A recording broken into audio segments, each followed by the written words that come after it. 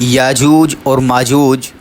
حضرت نوح علیہ الصلاۃ والسلام کے تیسرے بیٹے یافث کی اولاد میں سے ہیں۔ یہ انسانی نسل کے دو بڑے وحشی قبیلے گزر چکے ہیں جو اپنے ارد گرد رہنے والوں پر بہت ظلم اور زیادتیاں کرتے اور انسانی بستیاں تک تاراج کر دیتے تھے۔ قرآن مجید کی آیات توریت کے مطالب اور تاریخ شواہد ہے۔ معلوم ہوتا ہے کہ یہ لوگ شمال مشرقی ایشیا میں زندگی بسر کرتے تھے اور اپنی وحشیانہ حملوں کے نتیجے میں ایشیا کے جنوبی اور مغربی علاقوں میں مصیبت برپا کرتے تھے۔ بعض تاریخ دانوں نے ان کے رہائشی علاقے کو ماسکو اور توبل سیک کے آس پاس بتلایا ہے، اور بعض کا خیال ہے کہ یاجوج اور ماجوج کے شہر تبت اور چین سے بحر منجمد شمالی تک اور مغرب میں ترکستان تک پھیلے ہوئے تھے، اور بعض کا خیال ہے کہ یاجوج ماجوج کے شہر تبت اور چین سے بحر اور بعض کا خیال ہے کہ یاجوج ماجوج کے شہر تبت اور چین سے بحر منجمد شمالی تک اور مغرب میں ترکستان تک پھیلے ہوئے تھے۔ حضرت ذوالقرنین کے زمانے میں یاجوج اور ماجوج کے حملے وبال جان بن گئے تھے۔ ان کی روک تھام کے لیے ذوالقرنین نے پہاڑوں کے مابین اونچی اور مضبوط سد یعنی دیوار تعمیر فرمائی۔ ذوالقرنین اور سد ذوالقرنین کا ذکر قرآن کریم کی سورۃ الکہف میں موجود ہے۔ جس ذوالقرنین کا قرآن میں ذکر ہے، تاریخی طور پر وہ کون شخص ہے؟ تاریخ کی مشہور شخصیتوں میں یہ داستاں کس پر منطبق ہوتی ہے؟ اس سلسلے میں مفسرین کے درمیان اختلاف ہے۔ تاریخ کی کتابوں کے مطالعے کے بعد لوگوں نے ذوالقرنین کی شخصیت اور سد ذوالقرنین سے متعلق مختلف اندازے لگائے ہیں۔ بہت سے قدیم علماء اور مفکر سکندر اعظم کو ہی ذوالقرنین مانتے ہیں، مگر بعض اس کا انکار کر کے یہ دلیل پیش کرتے ہیں کہ ذوالقرنین دراصل حضرت سلیمان علیہ الصلاۃ والسلام کا خطاب تھا۔ جدید زمانے کے کچھ مفسر اور مفکر ذوالقرنین کو قدیم ایرانی بادشاہ سائرس اعظم کا دوسرا نام قرار دیتے ہیں، اور یہ نسبتاً زیادہ قرین قیاس ہے، مگر بہرحال ابھی تک یقین کے ساتھ کسی شخصیت کو اس کا مصادق نہیں ٹھہرایا جا سکا۔ ذوالقرنین کی بابت قرآن نے صراحت کی ہے کہ وہ ایسا حکمران تھا جس کو اللہ نے اسباب و وسائل کی فراوانی سے نوازا تھا۔ وہ مشرقی اور مغربی ممالک کو فتح کرتا ہوا ایک ایسے پہاڑی درے پر پہنچا جس کی دوسری طرف یاجوج اور ماجوج تھے۔ قرآن کریم کی سورۃ کہف میں بحوالہ یاجوج ماجوج ذوالقرنین کے حالات بیان کرتے ہوئے فرمایا گیا ہے کہ جب وہ اپنی شمالی مہم کے دوران 100 دیواروں یعنی پہاڑوں کے درمیان پہنچا تو وہاں اسے ایسی قوم ملی جس کی زبان ناقابل فہم تھی۔ تاہم جب ترجمان کے ذریعے گفتگو ہوئی تو انہوں نے عرض کیا کہ یاجوج ماجوج اس سرزمین پر فساد پھیلاتے ہیں، لہٰذا تو ہمارے اور ان کے درمیان ایک سد یعنی دیوار تعمیر کر دے۔ چنانچہ پھر تفصیل یہ ہے کس طرح ذوالقرنین نے اس قوم کو یاجوج اور ماجوج کی یلغار سے بچانے کے لیے دیوار بنائی، اور جو دیوار بنائی گئی وہ کوئی خیالی اور معنوی نہیں بلکہ حقیقی اور حسی ہے، جو کہ لوہے اور پگھلے ہوئے تانبے سے بنائی گئی تھی، جس سے وقتی طور پر یاجوج ماجوج کا فتنہ دب گیا۔ جب یہ دیوار تعمیر ہو گئی تو ذوالقرنین نے اللہ کا شکر کیا جس نے یہ دیوار بنانے اور لوگوں کو آئے دن کی پریشانیوں سے نجات دلانے کی توفیق بخشی، مگر ساتھ ہی لوگوں کو یہ بھی بتا دیا کہ یہ دیوار اگرچہ بہت مضبوط اور بہت مستحکم ہے، مگر یہ لازوال نہیں، جو چیز بھی بنی ہے بالآخر فنا ہونے والی ہے، اور جب میرے رب کے وعدے کا وقت قریب آئے گا تو وہ اس کو پیوند خاک کر دے گا، اور میرے رب کا وعدہ برحق ہے۔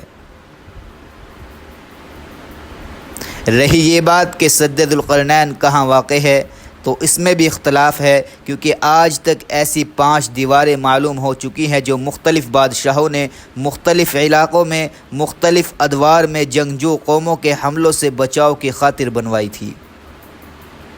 ان میں سے سب سے زیادہ مشہور دیوار چین ہے، جس کی لمبائی کا اندازہ 1200 میل سے لے کر 1500 میل تک کیا گیا ہے اور اب تک موجود ہے۔ لیکن واضح رہے کہ دیوار چین لوہے اور تانبے سے بنی ہوئی نہیں ہے اور نہ وہ کسی چھوٹے کوہستانی درے میں ہے، وہ ایک عام مسالے سے بنی دیوار ہے۔ بعض کا اصرار ہے کہ یہ وہی دیوار مارب ہے کہ جو یمن میں ہے۔ یہ ٹھیک ہے، دیوار مارب ایک کوہستانی درے میں بنائی گئی ہے، لیکن وہ سیلاب کو روکنے کے لیے اور پانی ذخیرہ کرنے کے مقصد سے بنائی گئی ہے۔ ویسے بھی وہ لوہے اور تانبے سے بنی ہوئی نہیں ہے، بلکہ علماء محققین کی گواہی کے مطابق سرزمین قفقار میں دریائے خزار اور دریائے سیاہ کے درمیان پہاڑوں کا ایک سلسلہ ہے کہ جو ایک دیوار کی طرف شمال اور جنوب کو ایک دوسرے سے الگ کرتا ہے۔ اس میں سے ایک دیوار کی طرح کا درہ بھی موجود ہے، جو مشہور درہ داریال ہے۔ یہاں اب تک ایک قدیم تاریخی لوہے کی دیوار نظر آتی ہے۔ اسی بنا پر بہت سے لوگوں کا نظریہ یہ ہے کہ دیوار ذوالقرنین یہی ہے، اگرچہ سد ذوالقرنین بڑی مضبوط بنائی گئی ہے، جس کے اوپر چڑھ کر یا اس میں سوراخ کر کے یاجوج ماجوج کا ادھر آنا ممکن نہیں، لیکن جب اللہ کا وعدہ پورا ہوگا تو وہ اسے ریزہ ریزہ کر کے زمین کے برابر کر دے گا۔ اس وعدے سے مراد قیامت کے قریب یاجوج ماجوج کا ظہور ہے۔ صحیح بخاری کی ایک حدیث میں حضور اکرم صلی اللہ علیہ وسلم نے اس دیوار میں تھوڑے سے سوراخ کو فتنے کے قریب ہونے سے تعبیر فرمایا ہے۔ ایک اور حدیث میں آتا ہے کہ یاجوج ماجوج ہر روز اس دیوار کو کھودتے ہیں اور پھر کل کے لیے چھوڑ دیتے ہیں، لیکن جب اللہ کی مرضی ان کے خروج کی ہوگی تو پھر وہ کہیں گے کہ کل انشاءاللہ اس کو کھودیں گے، اور پھر دوسرے دن وہ اس سے نکلنے میں کامیاب ہو جائیں گے اور زمین میں فساد پھیلائیں گے، یعنی انسانوں کو بھی کھانے سے گریز نہیں کریں گے۔ تو اللہ تعالیٰ کی طرف سے حضرت عیسیٰ علیہ السلام کو حکم ہوگا کہ وہ مسلمانوں کو طور کی طرف جمع کر لے، کیونکہ یاجوج ماجوج کا مقابلہ کسی کے بس میں نہ ہوگا۔ حضرت عیسیٰ علیہ السلام اور ان کے ساتھی اس وقت ایسی جگہ کھڑے ہوں گے جہاں غذا کی سخت قلت ہوگی۔ پھر لوگوں کی درخواست پر حضرت عیسیٰ علیہ السلام یاجوج ماجوج کے لیے بد دعا فرمائیں گے، پس اللہ تعالیٰ ان کی گردنوں اور کانوں میں کیڑا پیدا کر دے گا جو بعد میں پھوڑا بن جائے گا، جس کے پھٹنے سے یہ ہلاک ہونا شروع ہو جائیں گے اور سب کے سب مر جائیں گے۔ ان کی لاشوں سے ایک بالشت زمین بھی خالی نہ ہوگی اور ہر طرف ان کی لاشوں کی گندگی پھیل جائے گی۔ پھر عیسیٰ علیہ السلام دعا فرمائیں گے تو اللہ جل شانہ اونٹ کی گردن کے برابر پرندے بھیجیں گے جو ان کی لاشوں کو اٹھا کر جانے کہاں پھینک دیں گے۔ پھر ایک بارش ہوگی جس سے کل زمین صاف شفاف ہو جائے گی اور ہر طرف ہریالی اور خوشحالی ہوگی۔ صحیح مسلم میں نواس بن سمعان کی روایت میں صراحت ہے کہ یاجوج ماجوج کا ظہور حضرت عیسیٰ علیہ السلام کے نزول کے بعد ان کی موجودگی میں ہوگا، جس سے ان مفسرین کی تردید ہو جاتی ہے جو کہتے ہیں کہ تاتاریوں کا مسلمانوں پر حملہ یا منگول ترک جن میں سے چنگیز خان تھا یا روسی اور چینی قومیں یہی یاجوج ماجوج ہے، کہ تاتاریوں کا مسلمانوں پر حملہ یا منگول ترک جن میں سے چنگیز خان بھی تھا یا روسی اور چینی قومیں یہی یاجوج اور ماجوج ہے جن کا ظہور ہو چکا، یا مغربی قومیں ان کا مصادق ہے کہ پوری دنیا میں ان کا غلبہ اور تسلط ہے۔